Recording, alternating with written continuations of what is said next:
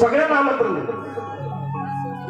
त्या ठिकाणी शिशुपाल सुद्धा आला होता. शिशुपाल नावाचा मुलगा, त्याला आवाज घातला आणि मुख्य पूजाचा मान जो आहे ना तो भगवान परमात्म्याला दिला होता. तो शिशुपाल काय म्हणला माहिती, एवढ्या मोठ्या पूजाचा स्थान मान याला काय लागेल? काय म्हणला तू? भगवान परमात्मा पूजेला बसलो आणि एवढ्या मोठ्या पूजेचं मान याला कशाला द्यायचं? अर्जुन इतका चिड, अर्जुन मला शिशुपाल, कृष्ण परमात्मा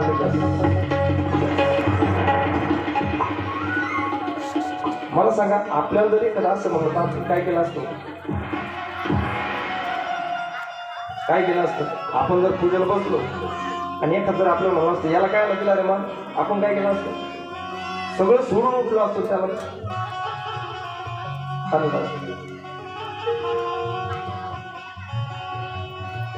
तुम्हाला एक सांगू, एक जण मला काय म्हणलं, महाराज दाखवू काय? मला दाखवणार तोय, तू काहीच नाही. आपण फक्त काय करणार आहे तो करत असतो. आपण फक्त बोलवतो धनी आहे. एका शाळेमध्ये परीक्षा झाली.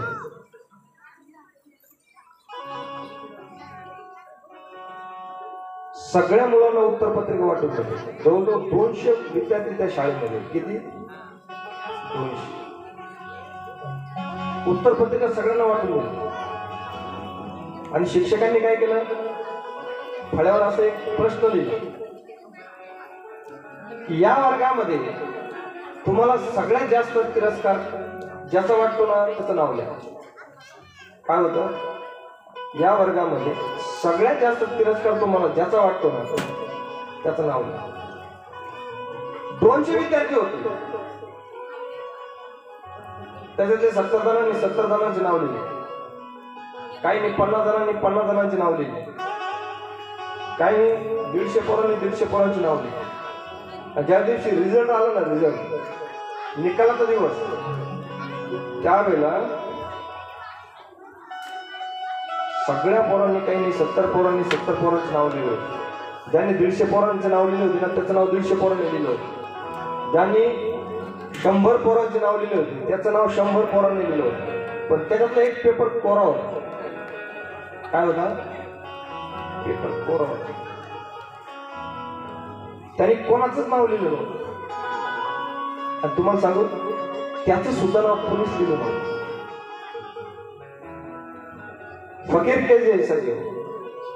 आपल्याला असं वाटतंय ना की आपला कोणी तिरस्कार नाही केला पाहिजे. आपण एक गोष्ट ठरवून घ्यायची, आपण सुद्धा कोणाचा तिरस्कार नाही केला. आपण तिरस्कार केला की सगळे आपला तिरस्कार करतात. तुम्हाला सांगू, तुम्हाला 12 महिने जर एखादा माणूस गोड बोलत असेल तर तुम्ही त्याच्या बरोबर गोड बोलतो. पण एखादा माणूस जर तुम्हाला वाईट बोलतोय तर खरी कसरत अशी असतील त्याच्या बरोबर सुद्धा तुम्ही गोड बोलून टाकता. कोई भी बददुआ मेरे तक पहुंचने नहीं देता, मेरे सदगुरु ने ऊपर आसमान पकड़ रखा. सगळं देवावर सोडून द्यायचं.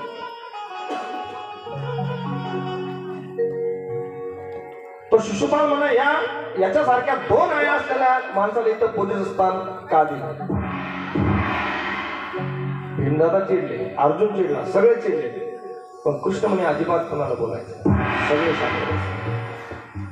कारण देव असा असतो, सगळ्यात चुका करून घेतो आणि मन दंडित करीत असतो. साधु के पास दंड होता है लेकिन दंड देने की भावना नहीं होती, वो साधु है.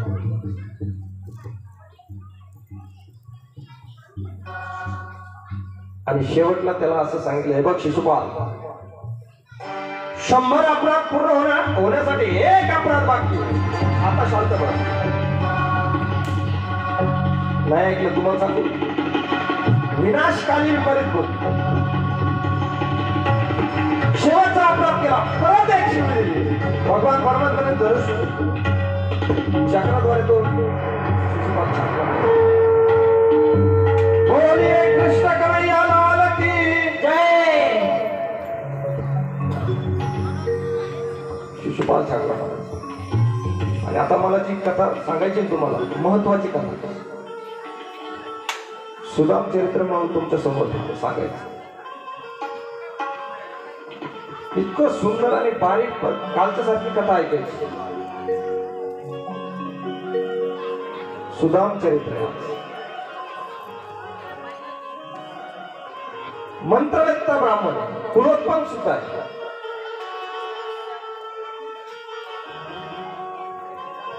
पण गरिबीची परिस्थिती नाही.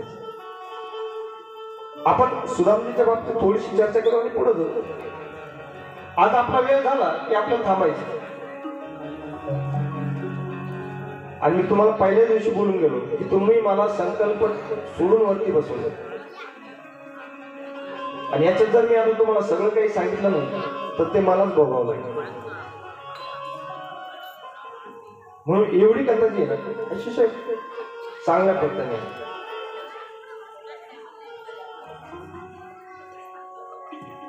मला सांगा, इथं बसलेल्या प्रत्येक आईने मला एक सांगा की मूल जन्माला आलं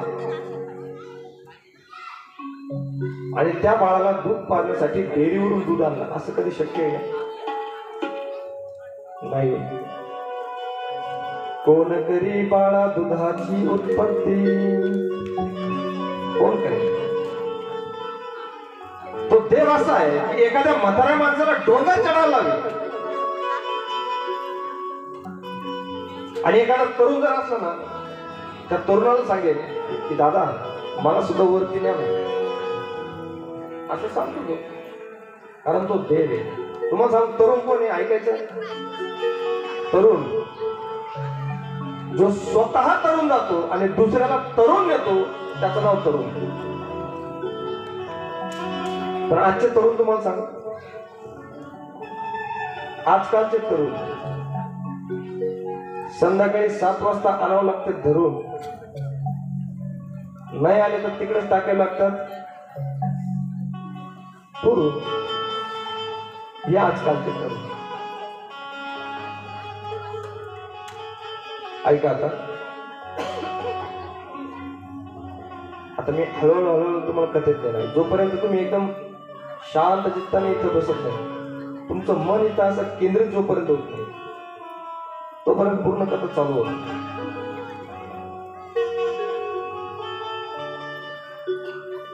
निर्मळ पिंपरीवरून योगेश पवार आमचे मित्र या ठिकाणी आले, त्यांना धन्यवाद. तो फक्त भावभक्त मानत होते, त्या देवाची कथा आपल्याला श्रवण करायची.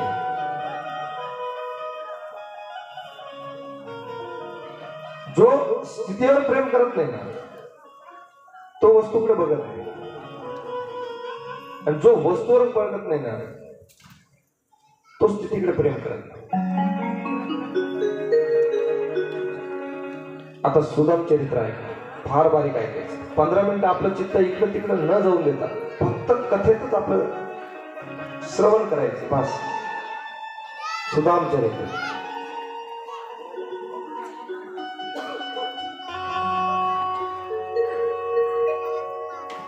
एक दिवसाची घटना आहे. भगवान श्रीकृष्ण परमात्मा फार रडतात, फार रडली, फार रडली. डोळ्यातून पाणी गळतं वाटतं. तेवढ्यात रुक्मिणी शेजारी आली. रुक्मिणी विचारलं, प्रभू तुमच्या डोळ्यात पाणी?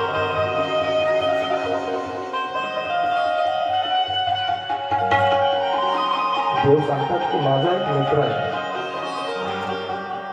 फार हलकीची परिस्थिती, फार हलकीची परिस्थिती, त्याची परिस्थिती पाहूच नाही म्हणून माझ्या डोळ्यात पाणी. रुक्मिणी आहे म्हणलं, दाखव बरं कशी परिस्थिती. आणि भगवान परमात्म्याने ती परिस्थिती दाखवली. कशी दाखवली माहिती? त्यावेळेस मोबाईल थोडीच होतो, व्हिडिओ कॉल केला लगेच जातो. अंतच्या अक्षुची ताकद दिली. आता बघितलं रुक्मिणी आहे नाही, रुक्मिणी आईच्या डोळ्यात पाणी आहे. अशी वाईट परिस्थिती कोणाची जीव नाही झाला. आपण किती मोठे व्हा, पण आपल्या शेजारी एखाद्या गरीबाच्या घरी काहीतरी दान देतो. दिवाळीच्या वेळेला हवी तेवढी लाइटिंग आपल्या घरावर करा, पण आपल्या शेजारी असणाऱ्या एखाद्या गरीब कुटुंबामध्ये गोडतेल संपलं की यांनी सुद्धा बघायचं. मंदिरामध्ये जर 10 किलो तेल जर तुम्ही वाहत असेल तर 5 किलो वाहा. 5 किलो एखाद्याच्या घरी, गरीबाच्या घरी नेऊन द्या, देव तिथे दे. फार गरिबीची परिस्थिती आहे. अक्षरशः रुक्मिणी माता सुद्धा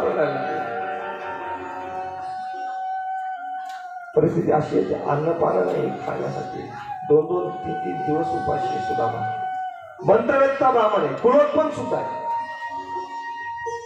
खाण्याकरता काहीच नाही, राहण्याकरता घर नाही. तो प्रसंग बघितला रुक्मिणी आईनं. ते काय करायचं तुम्हाला सांगतो. मोठ्या वृद्ध व्यक्तींबरोबर थोडा याच्यात बोलत जा, आनंदाने प्रेमाने बोलत जा. रुक्मिणी आईने बघितलं, रुक्मिणी आईच्या डोळ्यात पाणी आलं. काय व्हायचं, तो सुदामा रात्री जेव्हा माणसाचा स्वयंपाक व्हायचा ना, तर त्या चुलीमध्ये जी राख पडेल असायची ना, ती राख उचलून आणायची, त्या लहान लहान लेकरांच्या अशा अंगाला चोळायची आणि पोरं तसेच झोपायची, उघडे झोपायचे, घालायला कपडे सुद्धा नाही.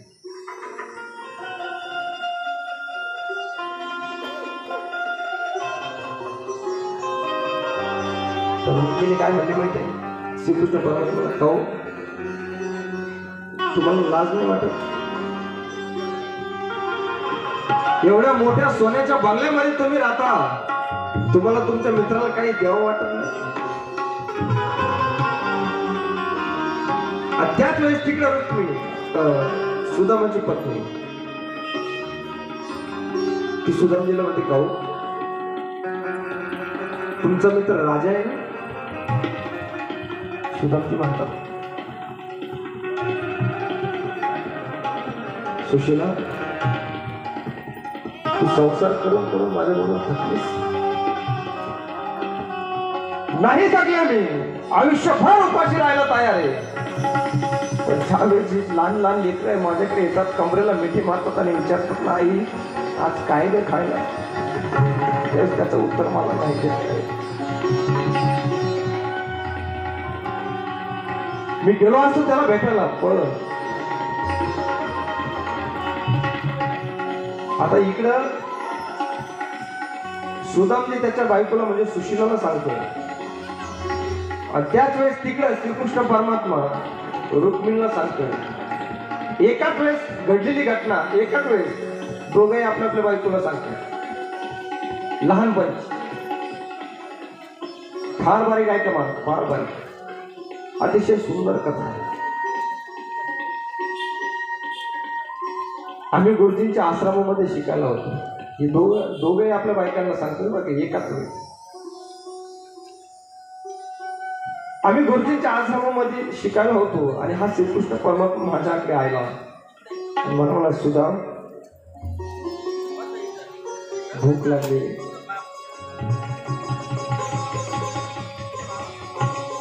तर सुद्धा तू म्हणतात, मी काय करू,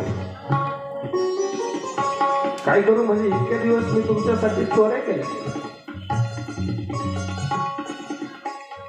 आज मला काहीतरी चोरून खायला आलं.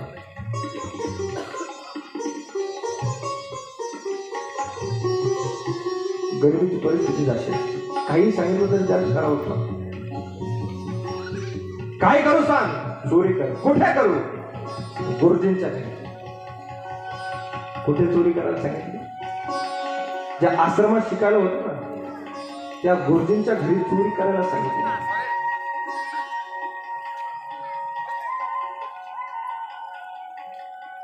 सुदामजी आतमध्ये गेले. दरवाजा उघडला आणि काही खायला आहे का ते पाहत होते. आणि त्याच वेळेला श्रीकृष्ण परमात्मा ज्या गुरुमाता होत्या ना त्यांच्याकडे गेले आणि त्यांना काय सांगितलं माहिती, बाळा मुझे भूक लगी है. ती काय म्हणाली माहिती, ती लाला ये सब आश्रम तुम्हारा ही तो है, जो भी चाहिए वो खा लो. तो काय म्हणाला माहिती का, मैया मी काय असं हाताने घेऊन खायला काय मी काय सुधारणा सारखा चोर आहे काय म्हणणार, मी काय सुधारणा सारखा चोर आहे. मला सांगा सुधारणाला चोरी करायला पाठवलं कोणी, देवाने. आणि इकडे कळ लावली कोणी, देवाने. हे सगळं तेच करत असतो मला. आप नाहक मलिन होते हैं साहब, जिंदगी के भी कुछ वसूल होता है. जो करता है वो भगवान करता है, हम तो कठपुतली है. जे काही करतो ते भगवानच करत असतो. सुधारणा चोर आहे काय बोलतो लाला, तो चोरी करू शकत नाही. मी कशाला सांगावं, तुम्ही जाऊन बघा ना. गुरुमाता गेल्या तोपर्यंत याला खायला असं काहीतरी भेटलेलं होतं. हा डबे उचकी होत असं मुठीत धरलं आणि त्याच वेळेस त्या गुरुमातेने दरवाजा उघडला आणि याच्या हातातून डबा असा खाली पडला. त्यावेळेस त्या गुरुमाता काय म्हणल्या माहिती, सुदामा चोरी कुणासाठी केली. काय म्हणलं, काय म्हणाले गुरुमाता, चोरी कुणासाठी केली. मां मुझे भूख लगी थी. अरे आज तक तूने इस आश्रम में किसी भी चीज को तूने हाथ नहीं लगाया. खरं सांग चोरी कुणासाठी केली. तिथून कृष्ण पाठीमागून काय म्हणत होत माहिती, माझं नाव काय म्हणत होत, तुम्ही डोळे बंद केले आणि गोतुमाताला म्हणलं, माता मी तुमची शपथ घेऊन सांगतो मला भूक लागली होती म्हणून मी चोरी केली. श्रीकृष्ण महाराज म्हणायचं, अरे माझं नाव सांग ना. तो म्हणायचा नाही. लाला अरे इतक्या दिवस तू आमच्यासाठी चोरी केली, बचपन में हमारे लिए आपने चोरी की, लहानपणी तू आमच्यासाठी चोऱ्या केल्या. यशोदा मैयाने तुला कित्येक वेळेस पकडला असेल, हल्ला असेल, पण तू त्यावेळेस आमचं नाव नाही घेतलं. आज आमची वेळ आहे, आम्ही तुझं नाव नाही घेतलं. तर त्या माता काय म्हणल्या माहिती, सुदाम तुम्हें मालूम नहीं चोरी करना पाप है. हाँ माता, लेकिन धोखा हो गया, क्या करूं. तुम्हाला सांगू, एखाद्या नास्तिकाला आस्तिक कसं करायचं असं एका आईने मला प्रश्न विचारला होता.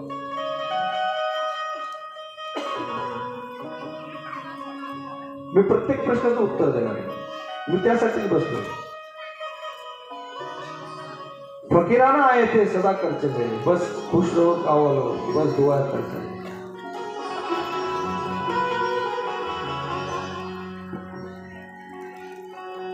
नास्तिकाला आस्तिक कसं करायचं. तुम्ही बघा, ज्यावेळेस तुम्ही रोज कथेला येता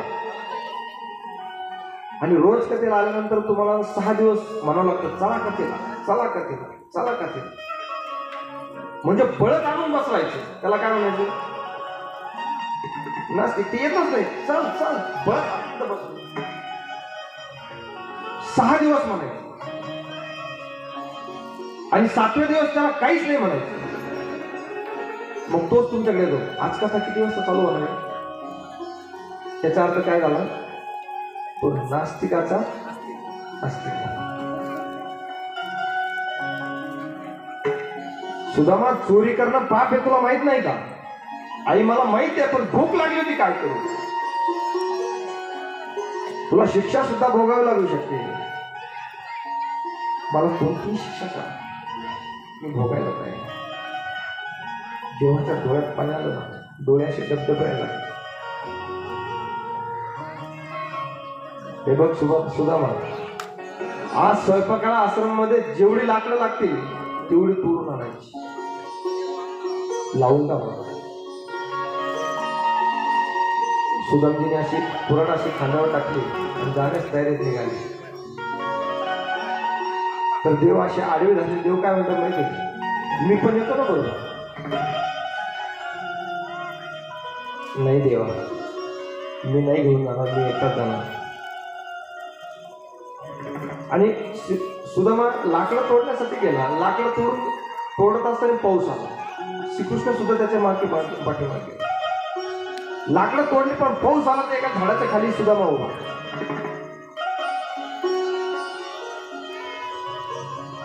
आणि श्रीकृष्ण परमात्मा सुद्धा त्या झाडाच्या इकडल्या बाजूला उभा. एकाच झाडाखाली दोघं उभे. पलीकडून सुदामा आहे आणि इकडून श्रीकृष्ण परमात्मा आहे. पण दोघांना माहित नाही. श्रीकृष्ण परमात्मा माहिती तिथं सुदामा आहे, पण सुदामाला माहित नाही श्रीकृष्ण परमात्मा तिथं. सुदामाच्या हातामध्ये एक वस्तू होती, त्याला ती खायला सुरुवात केली.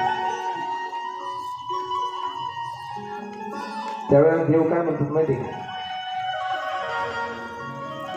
सुदामा दात कशाने वाजतात रे. काय म्हणला, दात कशाने वाजतात. तर सुदामाने काय नाही देवा, पाऊस पडतोय, थंडी वाजते म्हणून थंडीने दात असे वाजताय. तेव्हा देव काय म्हणलं माहिती, जो माझ्या हिश्श्याचं खातो ना त्याला मी दारात आल्याशिवाय भीक मागितल्याशिवाय काहीच मिळू देत. याला ते हातात ती वस्तू अशी खाली टाकली. परत म्हणलं, काय म्हणलं म्हण रे, परत म्हण काय. जो माझ्या हिश्श्याचं खातो ना मी त्याला माझ्या दारात भीक मागितल्याशिवाय काहीच देत नाही. सुद्धा म्हणले, तू जहागीरदार अशी तुझ्या घरात. गरिबीची परिस्थिती अशी असते, तुम्हाला मग थोड्या वेळ पूर्वी सांगितलं.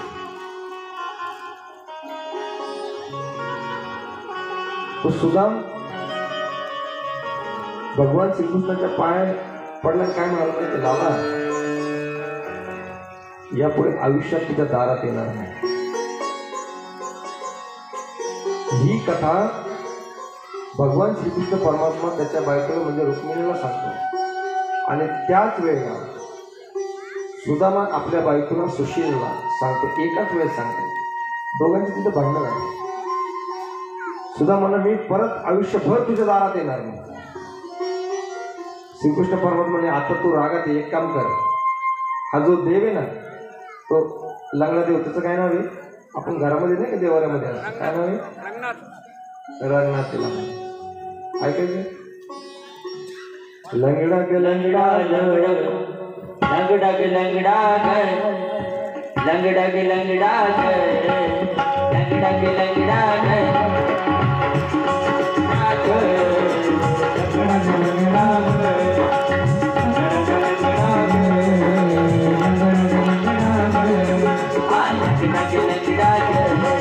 वाह वाह, गाड़ी गाड़ी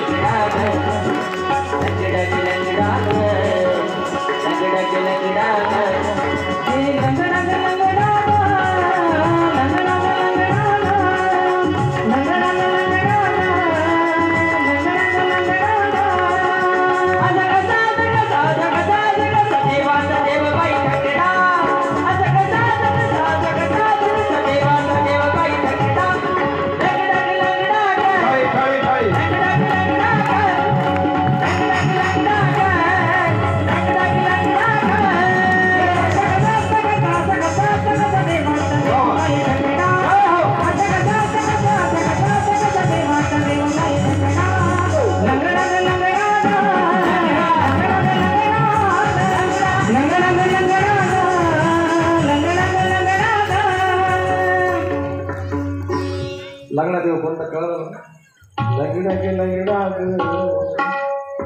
असं कसा असं कसा असं कसा असं कसा देवाचा देव बाई ठेकडा. तो लंगडा देव गेला आणि सांगितलं, हे बघ सुदाम्या, आज तुझ्या अंगात मस्ती आहे. रागात लोक काही बोलून जातात, पण आज तुझ्या अंगात मस्ती आहे ना, हा लंगडा देव घे. आणि जर तू माझ्या दारात नाही आला तरी चालेल, पण तुला जर काही मागायचं असेल ना तर या देवाकडे माग. तो काय म्हणला माहिती, लाला मला तू पण नको, तो देव पण नको. चाहूंगा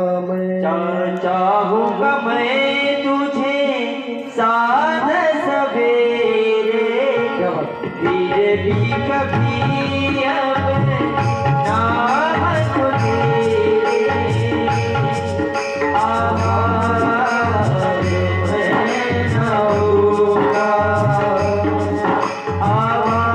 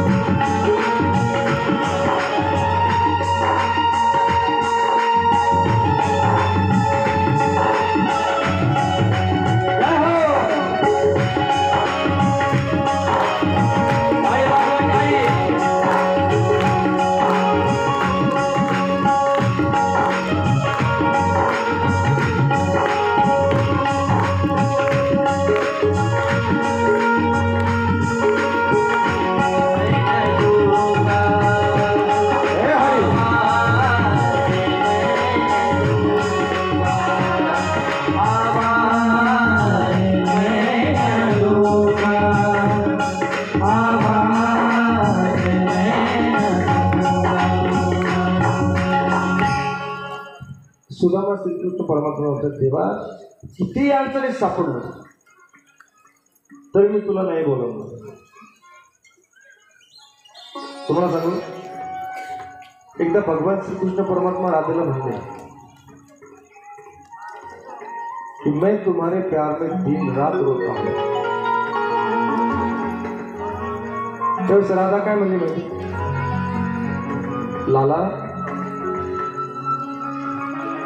तुम दिन रात मेरे प्यार में रोते होंगे, पर मैं रो भी नहीं सकती. क्यों? क्योंकि मेरी आंखों में तुम ही तो. डर लगता है कहीं आंसू के बहाने बाहर निकलना है.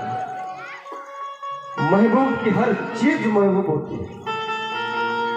रडत राहिला देव, फार रडला मला, फार रडला. आता ही कथा कोण कोणाला सांगत होतं हे तुम्हाला माहिती. इकडे श्रीकृष्ण परमात्मा रुक्मिणीला सांगतोय आणि तिकडं सुदामजी आपल्या बायकोला सुशीला एकाच वेळेस सांगत होते. आणि त्यावेळेला या बायकांचा स्त्री स्वभाव जागा झाला. रुक्मिणी श्रीकृष्णाला काय म्हणली माहिती, एवढा घमंडी ना तुमचा तो दोस्त, ज्याला इथून पुढे भेटायला जायचं नाही विचारायचं पण. आणि सुशीला काय म्हणली माहिती, तुमचा देव असा आहे ना, आपण आयुष्यभर उपाशी राहू पण परत त्याला भेटायला जायचं. जिसकी याद रुला दे मुझे मोहन, मैं अब यही देखूं.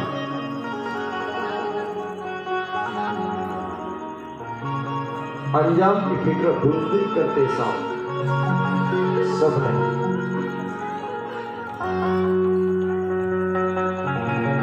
त्या बायकांचा स्त्री स्वभाव जागा झाला. त्यांनी एकमेकीच्या नवऱ्याला सांगून टाकलं, एक तिच्या नवऱ्याला सांगितलं तुम्ही तिथे जायचं नाही. एक दिवशीचा प्रसंग परत असा घडला, देव फार रडायला लागले, फार रडले, फार रडले.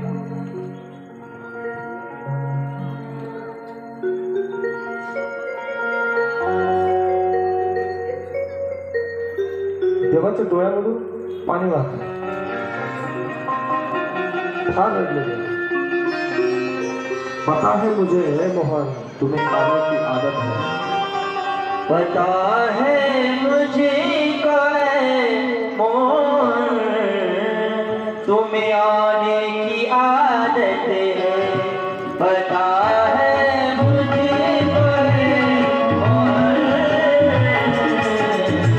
आने की आदत है. पता है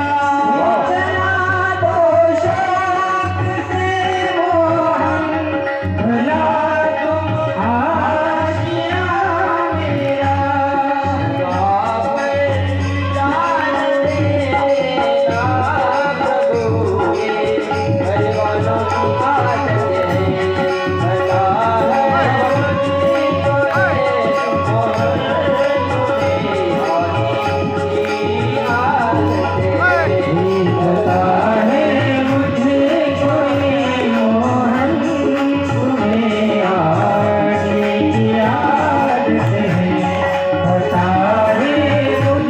को मोहन तुम्हें आने की आदत है.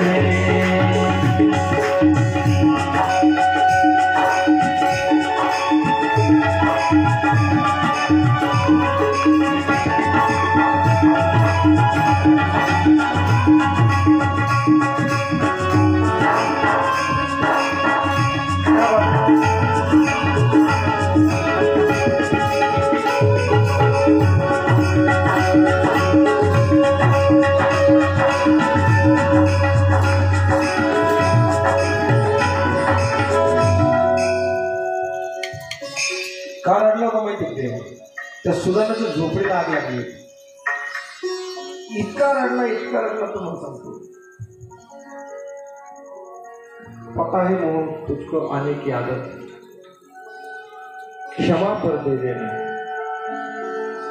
इतका रडतो देव, इतका रडतो. तुम्हाला सांगू, एकदा काय एक पाकोळी म्हणजे फुलपाकोळी, दोन पाकळ्या बसल्या होत्या. त्यांनी काय सांगितलं त्यांच्या लेकीला की जाय बरं देवापुढे दिवा लावला का नाही बघून. काय सांगितलं, देवापुढे दिवा लावला का नाही बघून.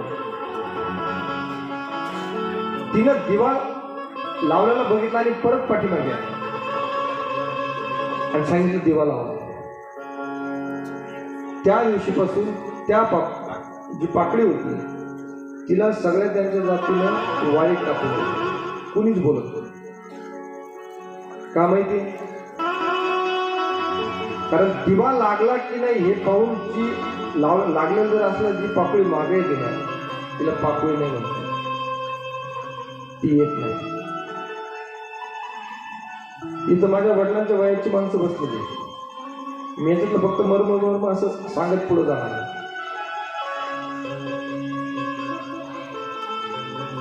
सुदाम्याच्या घराला आग लागलेली होती. त्यावेळेस ती लेकरं अशी एका बाजूला झोपलेली होती. रुक्मिणीने असं त्या चारही लेकरांना असं जवळ घेतलं.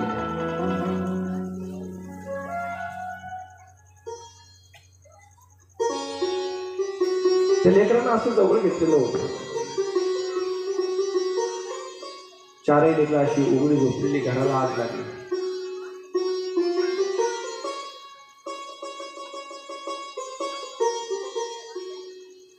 आपल्या पोरांना काही आगीचा काही स्पर्श होऊ नये म्हणून तिने असं आपल्या लेकरांना असं जवळ घेतलेलं. पण आई ऐका ना, त्या एका पोराला आगीनं स्पर्श केला. ती सुशीला इतकी रडली. तेवढ्या सुदामजी आले. सुदामजी काय म्हणतात माहिती? सुशीला, आज लाला तो दिया नाही लगाया. कसा स्थिर असू शकतो हा म्हणून? आज दिया नाही लगाया. ती म्हणे अहो घर जवळ आहे, घर तुमचं दिव्याचं कुठे घेऊन बसला? तर तो काय म्हणला माहिती? मी तेच तर तुला सांगतोय ना, तू दिवा नाही लावला म्हणून त्यानं घर दिवा स्वतः लावून घ्या. फार आकांत करतायत. श्रीकृष्ण परमात्मा फार रडतोय. श्रीकृष्णाला माहिती आहे माझ्या भक्ताचा माझ्यावर किती विश्वास आहे. किती सांगितलं तरी हा येणार नाहीये. देव तिकडे रडतोय. आणि ज्यावेळेस तो लांगडा देव दिला होता ना श्रीकृष्ण परमात्म्याने, सुदाम्याचं लक्ष तिकडे गेलं तर त्या मूर्तीमधून डोळ्यातून पाणी येत होतं.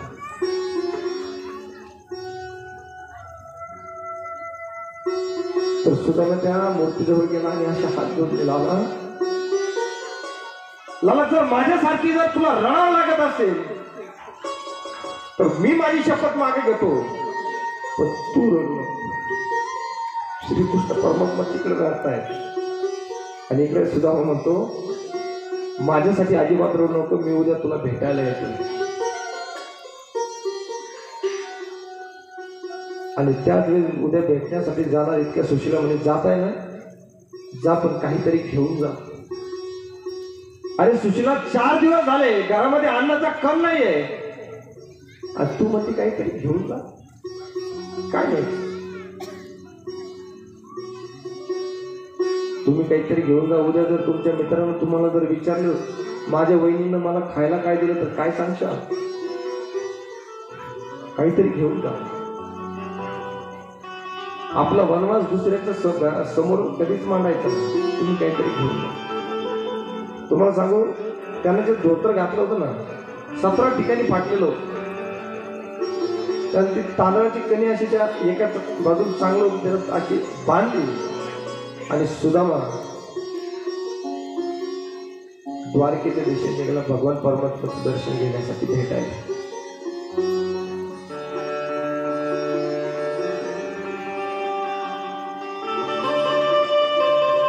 शाम तुम्हें ढूंढने जाई कहाँ रहा, घनश्याम तुम्हें ढूंढने सुदामा निघाला जाई कहाँ रहा. साधारण ठिकाणी घेतली त्या धोत्रामध्ये बांधली.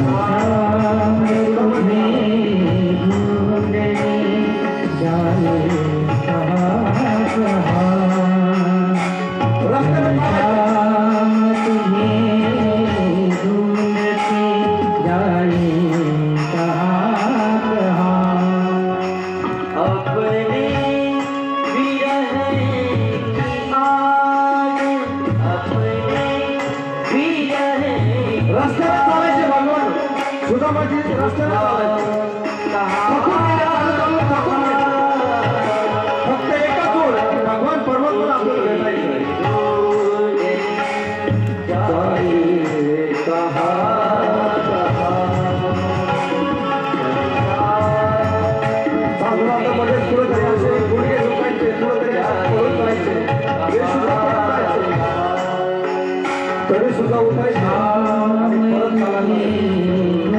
भगवान श्रीकृष्ण परमात्मा जायचं कुठं ते सुद्धा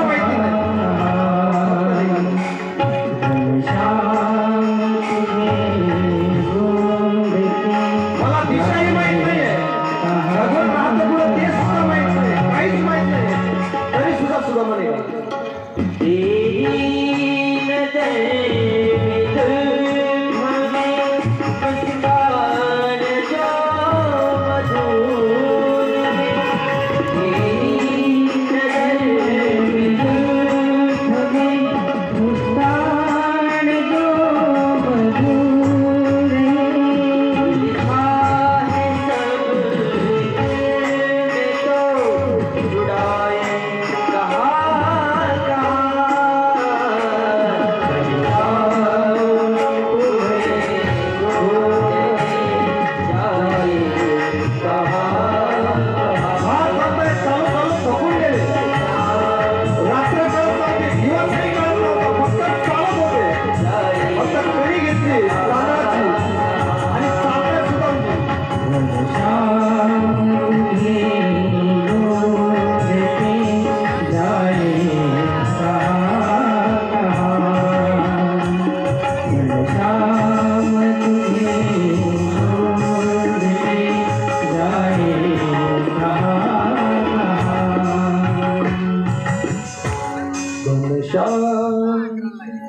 तुम्हें ढूंढने जाए कहाँ.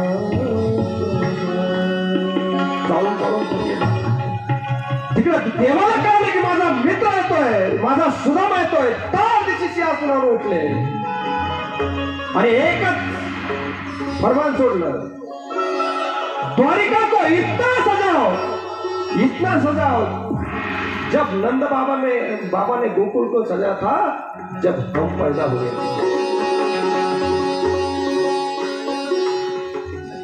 तिकडे काय झालं,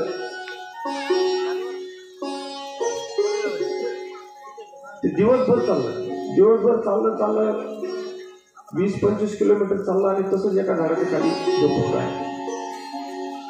इकडे भगवान परमात्माने त्याला बोलवले. कुणाला? गरुडाला बोलवलं आणि सांगितलं, बघ तो जो तिथं झोपलेला ना, तो माझा सखा आहे. त्याला उचलायचं आणि अंतर्मथुरेत आणून सोडायचं. त्याला कळू द्यायचं नाही. त्याला जर कळालं तर तो तुझ्या बरोबर येणार. कारण दुसऱ्यांना आपलं ओझं वाहावं याच्यासाठी तो कधीच तयार होणार. जुन्या काळातली एक घटना तुम्हाला सांगतो बघा. जुन्या काळामध्ये जर डॉक्टर जर घरी आले, म्हणजे आयुर्वेदिक डॉक्टर होते बरं, सुदाम परमात्म्याला काय हवं काय नाही हे भगवान परमात्मा पाहत होते आणि उपाय सुद्धा तेच सांगायचे. तुम्ही बघा, जुन्या काळामध्ये आयुर्वेदिक डॉक्टर होते. ते जर कधी घरी जर आले ना, त्यावेळेस एक ताप होता बघा, हळीताप म्हणून. तो ताप जर राजाच्या बायकोला जर ताप आलेला असेल तर राजाची बायको अशी घरामध्ये आतमध्ये बसायची, पडदा लावलेला असायचा आणि एक दोरी जी आहे ना ती तिच्या हाताला अशी बांधायची नाडीला, आणि एक ती राजाजवळ तो येऊन बसायचा. आयुर्वेदाच्या आणि ती नाडी जशी जी नाडी उडेल ना त्या नाडीवरून समजायचं हिला ताप आलेला. हळीताप होता पापूर. मग त्याला उपाय काय होता माहिती का? जर हळीताप आहे हे पाहायचं असेल तर काय करायचं, खडीसाखर आहे ना, ती खडीसाखर तिला खायला द्यायची आणि ती खाल्ली तर तिला विचारायचं कशी लागली, तर ती म्हणायची कडू लागली. तर समजा तिला काय झालं, हळीताप. आणि परत त्याच्यावर उपाय काय, त्या खडीसाखरेची भुकटी करायची, 7 पुड्या तयार करायच्या, रोज एक पुडी पाण्यामध्ये टाकायची, ती प्यायला लावायची. म्हणजे हळीताप आहे का नाही पाहायला काय, खडीसाखर, आणि तिच्यावर उपाय काय, खडीसाखर. तसं देवाला माहिती आहे आपल्या सुदामाला काय पाहिजे आणि काय नाही हे देवाला माहिती. आणि सुदाम परमात्मा ज्यावेळेस गरुडानं उचललं आणि अंतर्द्वारकेमध्ये आणून सोडलं.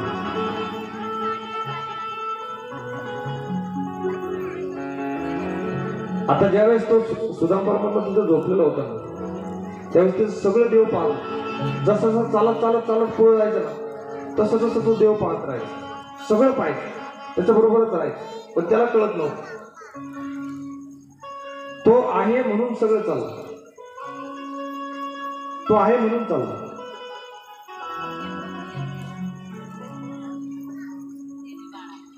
तो आहे म्हणून हे सगळं चाललंय, कारण सगळ्यांची नट जे व्यवस्थित आहेत ना ते आहे म्हणून. त्याने जर एखाद्याचा नट जर असा ढिल्ला केला ना तर काहीच व्हायचं नाही. माझा जर केला तर भजन कीर्तन माझे बंद. कृष्णदादा तिथे बसलेले आहे, त्या कृष्णदात्यांचा जर नट ढिल्ला केला ना, उद्या जर काळू महाराज बनले माझे मंडपाचे पैसे, तर ते काय म्हणते, कुठले रे भाऊ. एक आई माझ्याकडे आली त्या दिवशी, मला काय म्हणली माहिती का, देवच नाही, देवाचं आमच्यावर लक्षच नाही. मी म्हणलं त्याचं लक्ष आहे म्हणूनच तुम्ही जिवंत आहे. एकदा का त्यांनी लक्ष काढून घेतलं का सकाळी सकाळी रथ तुमच्या दारापुढं, हे राम हे राम, सकाळी सकाळी दार. मला सांगा, तुम्हाला अंतरावर जर तुम्ही पडले तर तुम्हाला झोपवतो कोण? तो. आणि अंतरावर उठवतो कोण? तो. बरोबर, सगळं करणारा तो आहे. भगवान परमात्मा जसा सुदामा घरातून निघला तसा भगवान परमात्मा सगळं लक्ष सुदामा, फक्त वाट पाहतोय की माझा सुदामा या ठिकाणी.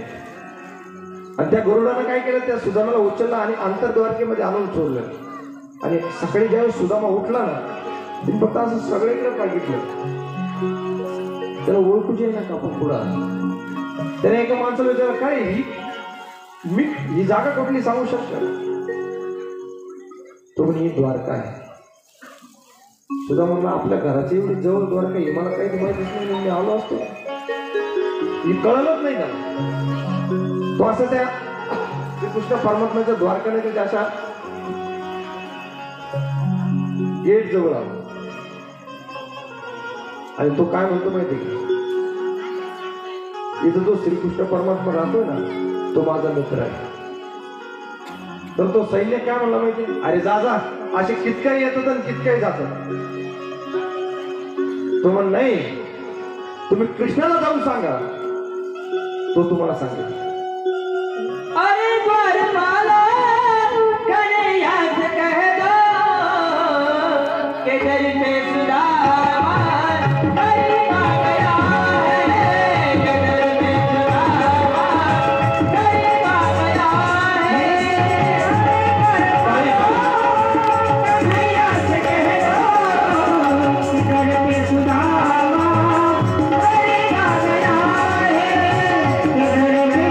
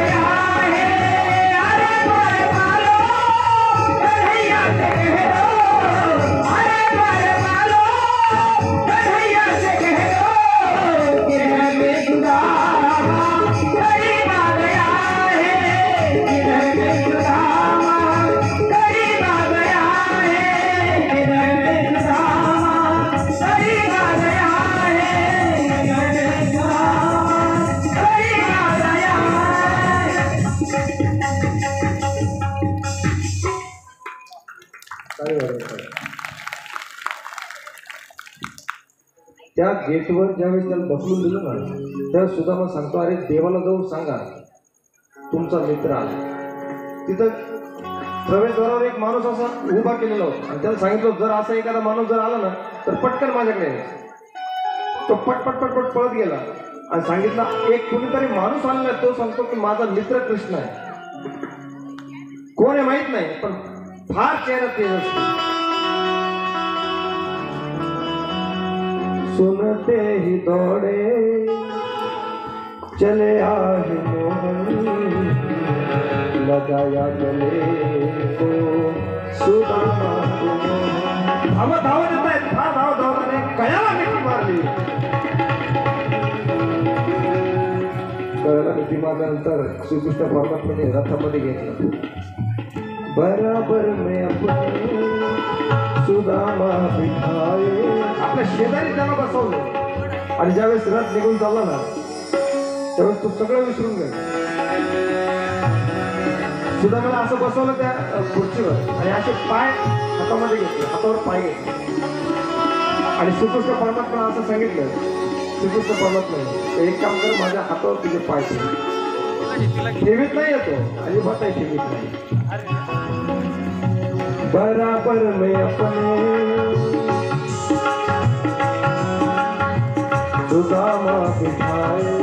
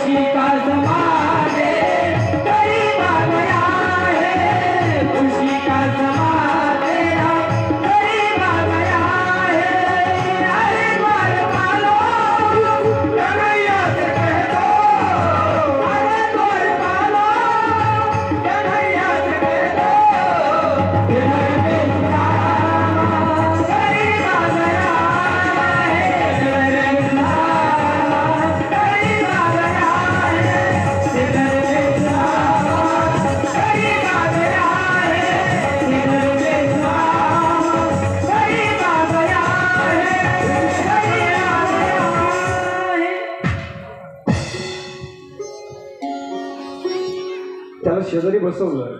लवकर पाण्याचं ताट येत नाहीये. भगवान श्रीकृष्ण परमात्मा इतके रडले की त्यांच्या जे अश्रू आहेत त्यांनी त्या पायाचा अभिषेक केला. त्या रुक्मिणीने बघितलं, यांनी कधी देवपूजा केली नाही आणि इतके रडून अभिषेक केला. हुआ रुक्मिणी को बड़ा ही अचंबा, ये मेहमान कैसा अजीबा गया. रुक्मिणी सुद्धा आश्चर्य वाटायला लागले. ज्यावेळेस भगवान श्रीकृष्ण परमात्म्याला रथात बसवलं ना, घरी आले आणि घरी आल्यानंतर त्यांना असं आसनावर बसवलं, पाद्यपूजा केली आणि ज्यावेळेस पाय धुवायला लागले ना भगवान श्रीकृष्ण परमात्मा, त्यावेळेस ते सुदामाचे पाय असे खरबुडे लागले. भगवान परमात्म्याने सुदामाचे पाय असे हातामध्ये घेतले आणि एक एक काटा असा काढत होता. जगाचा बाप आहे तो आपल्या भक्ताचे पायाचे काटे काढतो का? सक्का बाप आपल्या पोराच्या पायाला कधीच तोड लावणार नाही. पण भगवान परमात्म्याने असे काटे काढत असताना एक काटा फार आतमध्ये घुसलेला होता, तो निघतच नव्हता. फार प्रयत्न केले, नाही निघत.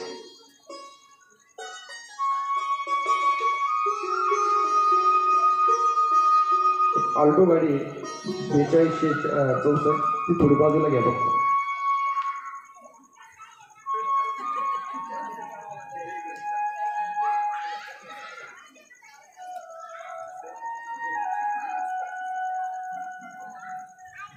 सगळे काटे असे काढून झाले पण एक काटा असा आतमध्ये घुसलेला होता, तो निघतच नव्हता. सुई पण लवकर येत नाही. भगवान परमात्म्याने स्वतःच्या दातानं तो पायातला काटा काढला. पानी परत को छुए नहीं, नैनन के जल से पग धोए महाल. पाद्य पूजा केली आणि त्याच्या कपाळात असा जो गंध होता ना श्रीक्षय नाव होतं. श्री म्हणजे संपदा आणि तर क्षय म्हणजे दारिद्र्य तुला येईल. ते नाव असं भगवान परमात्म्याने पुसून काढलंय आणि तिथं लिहिलं यक्षश्री. संपदा तुला प्राप्त होईल, आरोग्य वाढेल, धनसंपदा सगळं तुझ्या दारात थांबेल. असं लिहून टाकलं, कपाळ पुसून टाकलं. त्यानंतर रात्री सर्वांनी जेवण केली, पण सुदामजी जेवतच नव्हते. अरे ज्याला माहिती आहे 4-5 दिवसापासून बायको पोरं उपाशी आहे, त्याला एखादा घास तरी पोटात जाईल. बळबळ कस तरी जेवले आणि किती नितळ काळजाचा आहे बघा ना तो सुदाम रामा. देवाने विचारलं का रे लग्न वगैरे केलं का नाही? तो म्हणे लग्न केलं, सुशीला सांगून टाकलं. पोरं 4 पोरं झाली, ते पण सांगून टाकले. नाही विचारतो पटपट सांगून टाकले. आणि नंतर विचारलं सगळं बरोबर आहे, बरं आहे ना रे घरी? त्यावेळेला हा काय म्हणला माहिती, किती नितळ काळजाचं आहे बघा. कृष्णा सगळं चांगलं आहे, सगळं सुख आहे. कित्येक दिवसापासून घरामध्ये अन्न पाण्याचा थेंब नाहीये. हा काय म्हणतो, देव म्हणाले अरे मला सगळं माहिती झालं, तुझ्याकडे काहीच नाहीये. 5 दिवस झाले तुझी बायको पोरं उपाशी आहे, तू उपाशी आहे, आणि तू म्हणतो सगळं चांगलं आहे. काहीच नाही, काहीच नाही.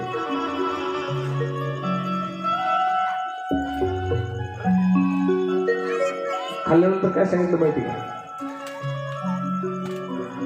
सुदामजी असे अंतरुणावर झोपलेले, असं झोपायचे. शेजारी श्रीकृष्ण परमात्मा उभा आहे, रुक्मिणी उभा आहे. तेव्हा श्रीकृष्ण परमात्म्याने काय विचारलं का रे माझ्या वहिनीने मला काही खायला आज दिलं का नाही? त्याने डोळे बंद केले. म्हणला सुशीला काय तुझी भक्ती असं, तुला त्याच वेळेस माहित होतं की देव मला काय मागणार. त्यानं ते गठुडा असं पाठीमागे लपवलं, दाखवतच नव्हतं. पण तरी सुद्धा त्या श्रीकृष्ण परमात्म्याने गठुडं घेतलं. भागवतामध्ये तंदूळ शब्द आहे, तांदूळ. आपण त्याला पोहे पण म्हणतो. आणि तो असा एक कण खायला लागला. तर रुक्मिणीने काय विचार केला, जर यांनी हे सगळं खाऊन टाकलं तर सगळी संपदा ती सुदामाला देऊन टाकली.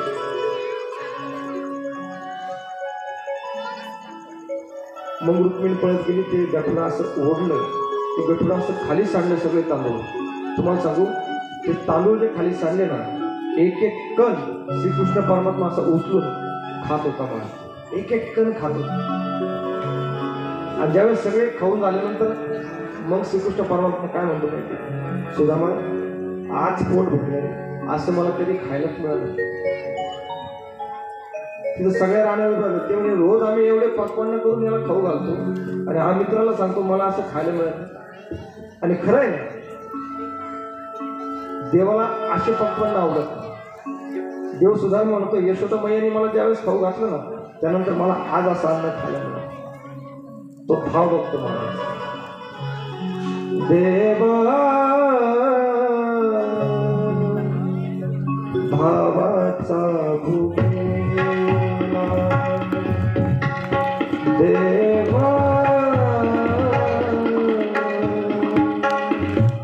भावाचा भूमिला,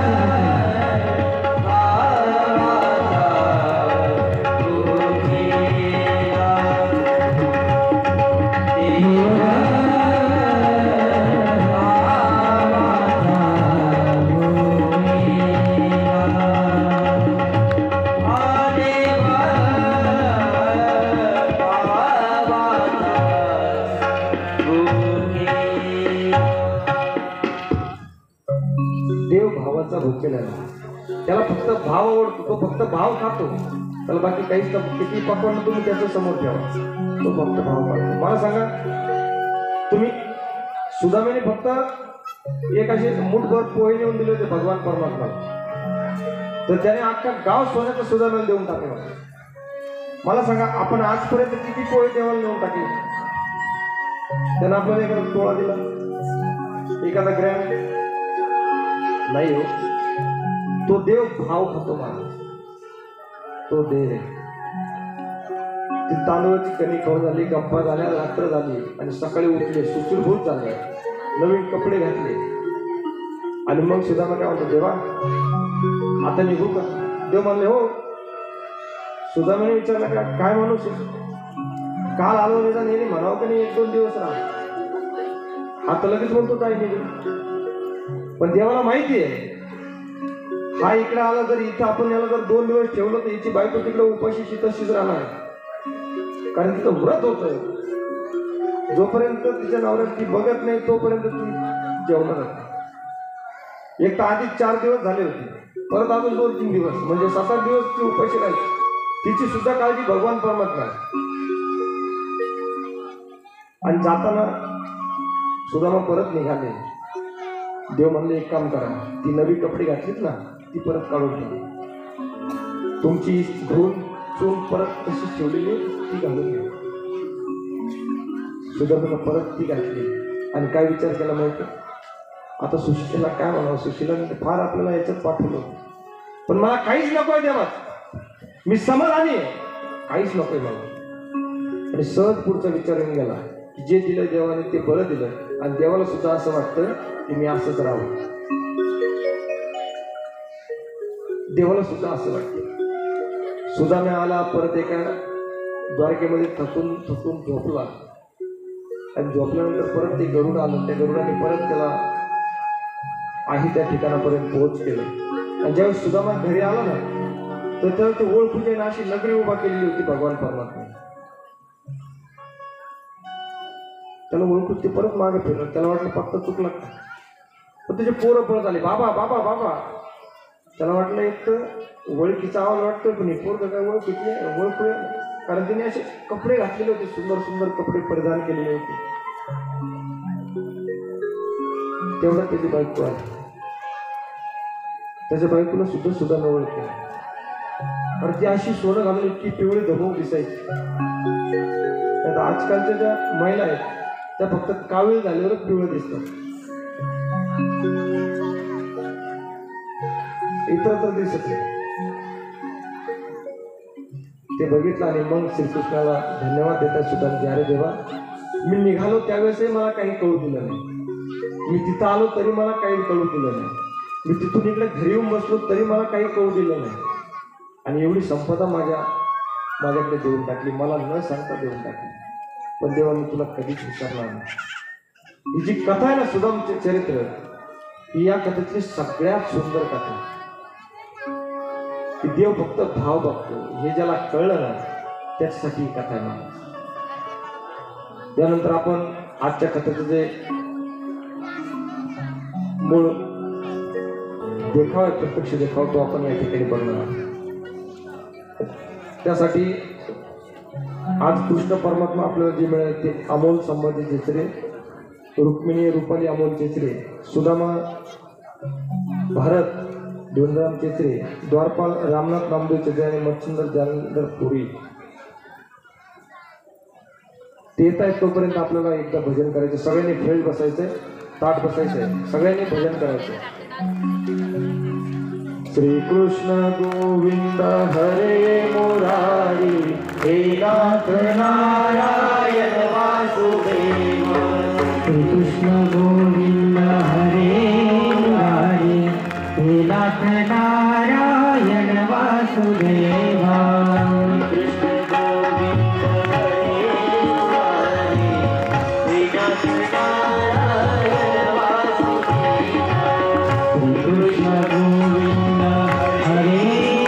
नारायण